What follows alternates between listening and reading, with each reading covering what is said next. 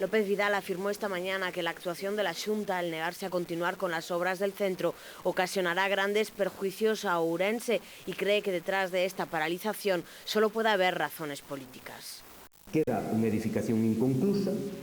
por lo tanto, un gasto improductivo que non podemos, nin debemos, nin queremos permitir aos ourensanos.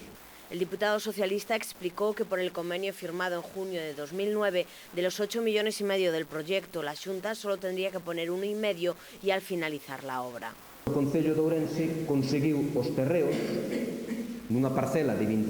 26.258 metros cuadrados e tuvo que pagar 233.000 euros para expropiar e poñer os terreos a disposición desta Casa.